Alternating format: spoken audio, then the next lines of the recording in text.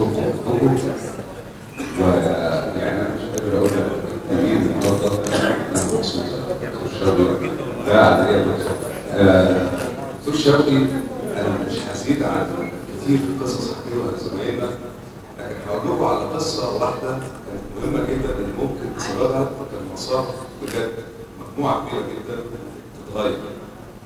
فما حصل اعتصام في المعهد عشان الناس والعراق الاحداث السياسيه الموجوده في 93.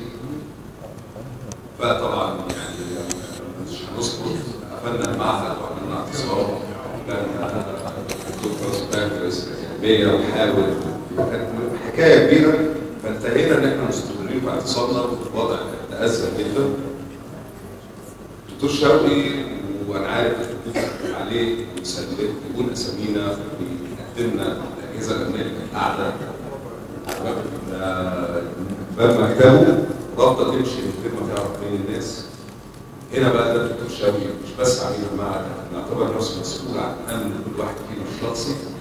الدكتور شوقي كان كل اصحابه جابوا عربيات المعهد وتوزعنا 17 18 واحد اللي كنا في الموضوع، وزعنا على عربيات كثيره وقاد عمليه الخروج اللي هو قال لكل الناس مش هتجيبوا على بنزين ما تبص البرامج في المعادن. هو قائد المدرعات ممكن زي ما كنا مسميينها العربيه اللاده بتاعته اللاده، وساق وراه حوالي 16 17 عربيه. الناس مش عارفه تعمل ايه لان الموضوع ما بقاش 16 واحد بقى عنده حاجه و40 واحد. ورحنا الفيلا في المعادي واتصلت الله يرحمه الاستاذ يوسف شريف، كان هناك قعد معانا جوه فيلا الدكتور شوقي وضغوط امن رهيبه الى ان انتهى الوضع الساعه 2 3 بالليل.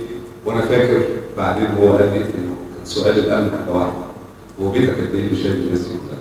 يعني المقياس كانت بالنسبه لهم عقده جامده جدا ان في كميه طبعا قوافل بقى الناس كلها وبقى البيت ما بقوش هم عارفين مين من مين. انا عارف ان الحادثه دي فرقت مع كل اللي كانوا شايفين فيها وفرقت مع جيل كامل. فاحنا بنشكرك يا دكتور شوقي على كل حاجه عملتها لنا. طبعا عندنا كلاب بس.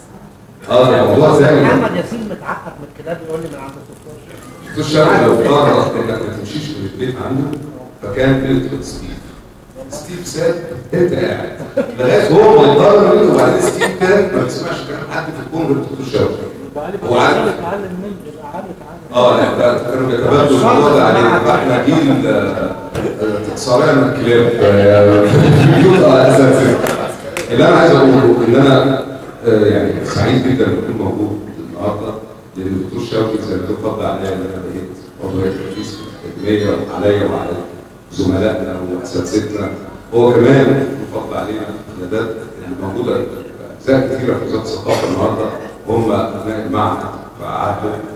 فاحنا يعني بنحاول نقدم جزء صغير قوي قوي قوي من اقدار الراجل ده كتيره قوي علينا وعلى كل.